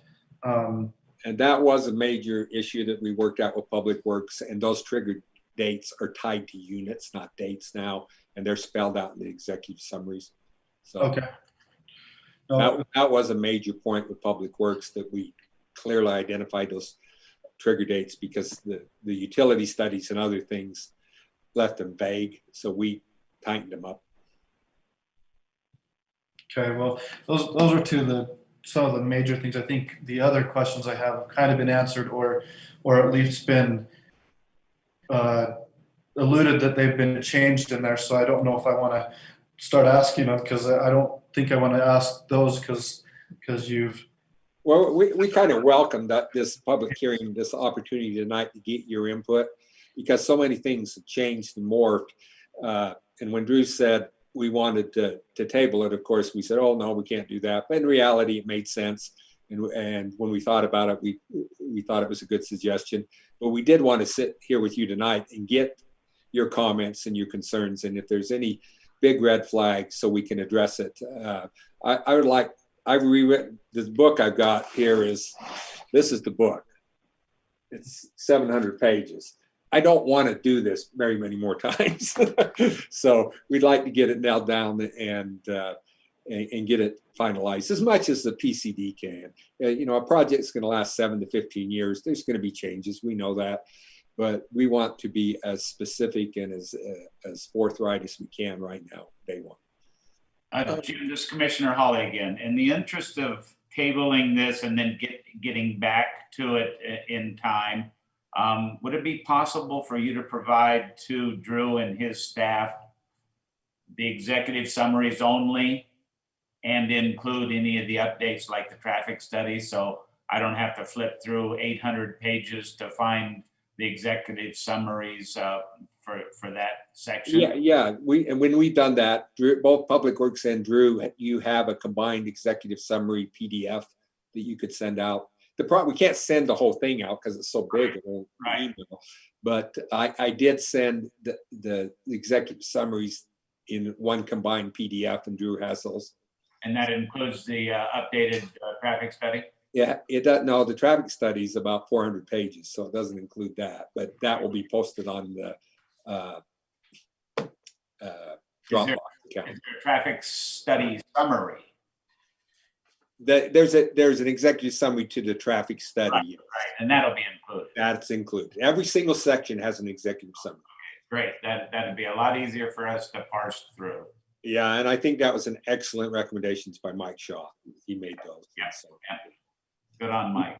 well, So- he just saw that this thing is so big, you just get lost in it as you're going through it, and you miss what's important. And so he thought the executive summary was a good idea. Yeah. I So- agree. Mr. Raines, this is Commissioner Musso again. Yeah.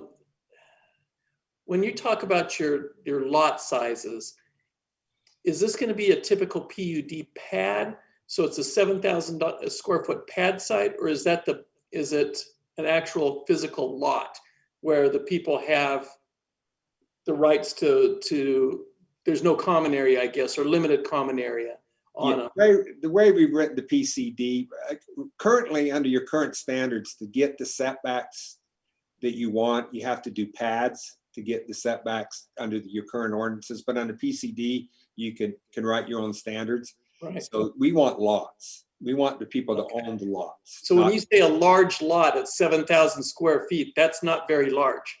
No, this community, I have traveled. My wife hates me because when we travel, I go look at subdivisions and developments.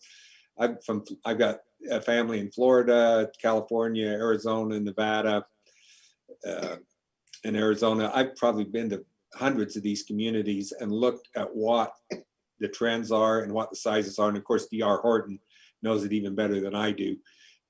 People tend to want a smaller width lot. We still are 110 feet deep on all our lots, so you can have the backyard and outdoor living. But then combine that with the trails and the open space and the things, so they don't have to mow the lawn, but they can still go out and enjoy outside and landscaping and that type of thing. So that's the design.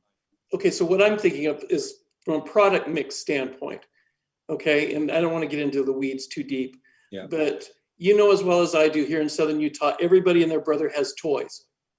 So everybody and their brother wants at least a 3-car garage. That's almost become a standard in the industry, you know, as far as construction is going on. So you can get 3 cars on a 70-foot wide lot, but you only have 63 of those lots in the whole project out of 2,000 homes. And I'm just wondering, I mean,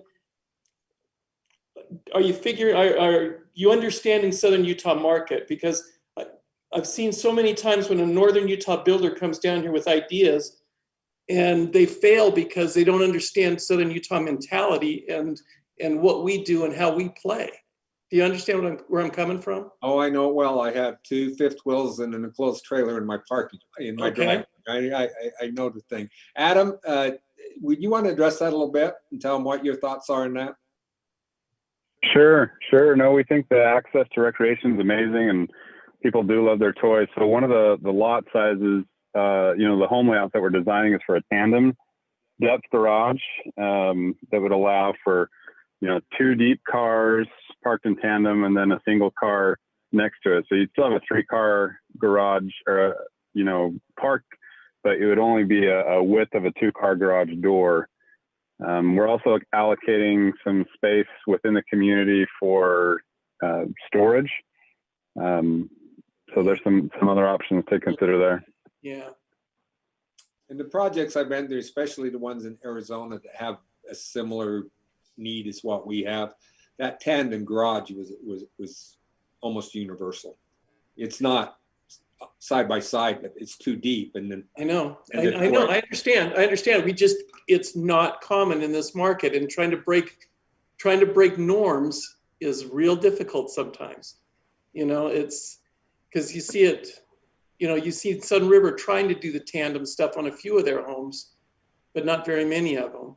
So anyway, the other thing that I had concern with is that, going back to the Washington Dam Road, it said that in your previous agreement or proposal that you guys were going to pay for all the infrastructure on Washington Dam Road.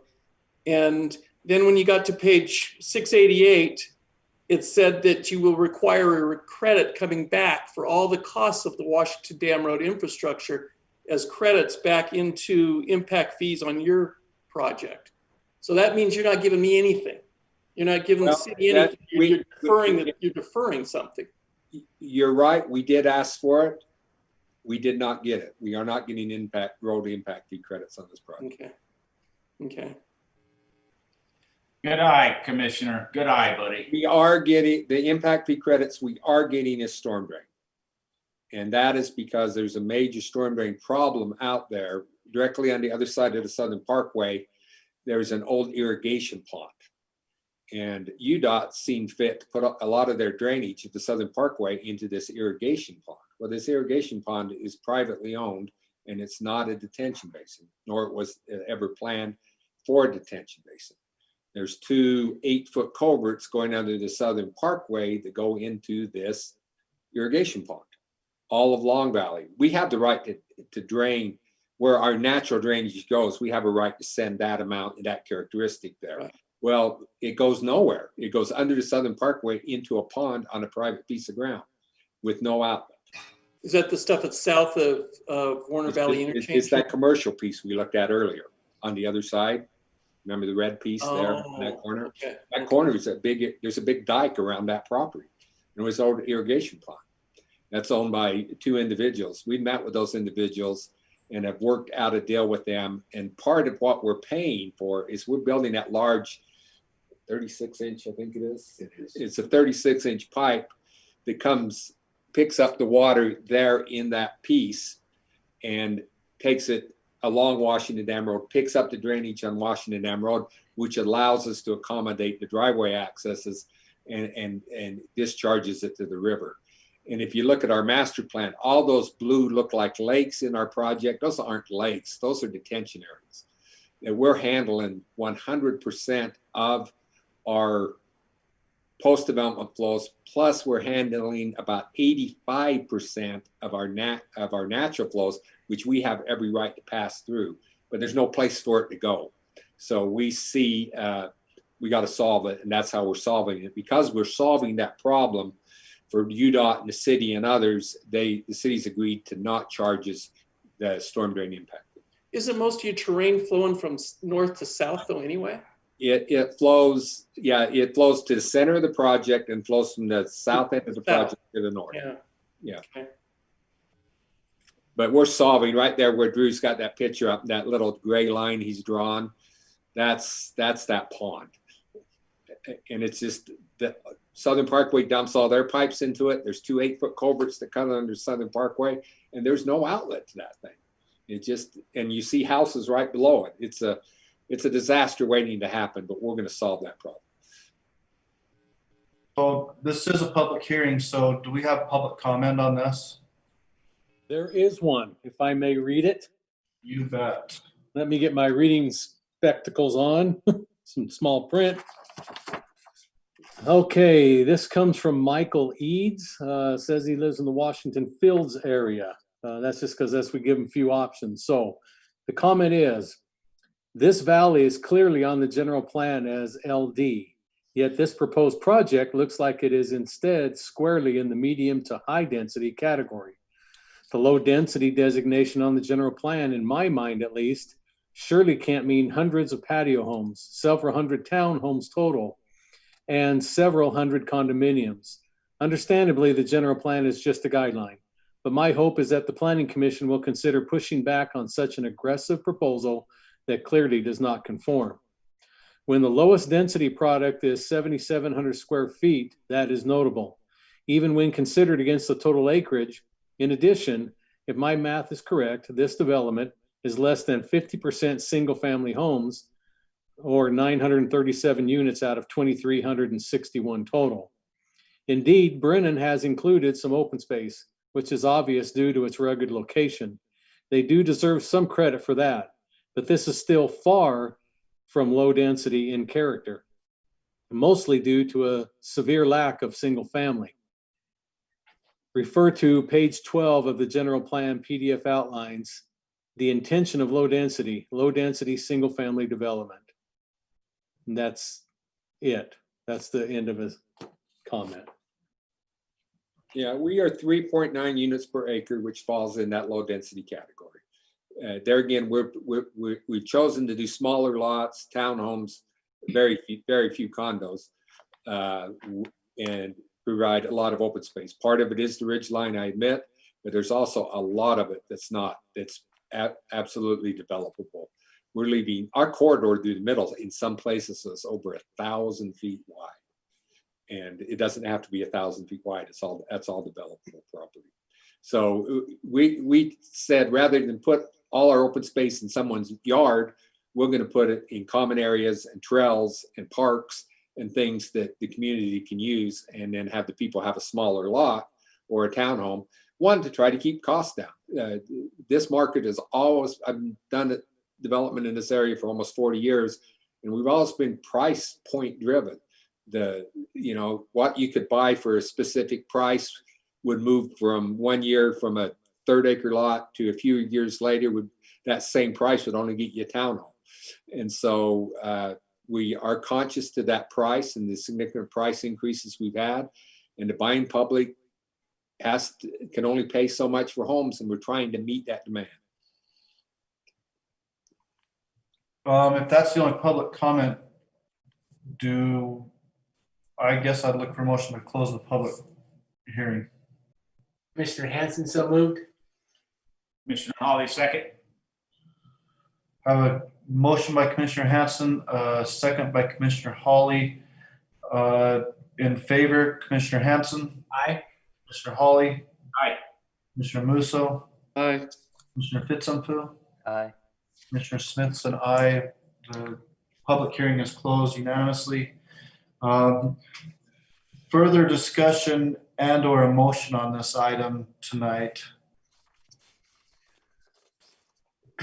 We could be here all night discussing this thing. So, I'm a little frustrated in the fact that I spent a gazillion hours going through this sucker trying to read it, and then, it's basically completely changed. Other than the fact that the numbers are the total unit numbers are the same. So I make a motion that we table this proposal. Do we want a time frame on it? When You have to. Have a time frame. So when do we want to go examine it? I'm open for suggestions. I have a follow-up question. When can we expect that PDF for the executive summaries? You have that, the city has that in their possession now, so it can be, if you give me your emails, I'll send it to you, or Drew or Kathy can send it to you tomorrow morning. Okay, yeah, they have our emails. I'd like to see that as soon as possible. And we would request that we only postpone this for 2 weeks.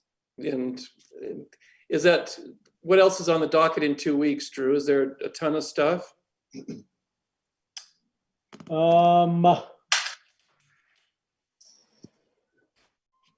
I wouldn't say a ton of stuff. There's stuff, but Well, stuff that's going to I'm take. looking at it right now here. Let me just grab. In 2 weeks, we have a final plat, plat revision, 2 preliminary plats, and 2 zone changes. And the zone changes are going to require public hearings, I'm assuming. Yes. But one of them is just to change the elevations in a PUD. Oh, One of those zone changes is all, should be fairly simple. Then I would propose that we table this for 2 weeks until October 21st. Is that the next meeting? Yes. And at that time, we can look at it, the amended proposals. And as soon as we get those updated things, gentlemen, I won't wait till your packets go out. We'll try to get you that I'd appreciate right it. away, and not with the other packet stuff. Okay. Give you a little bit more time on that. So Jim, the sooner the better on everything. I do need updated maps. This one they don't have. This is the one you sent me today, Jim.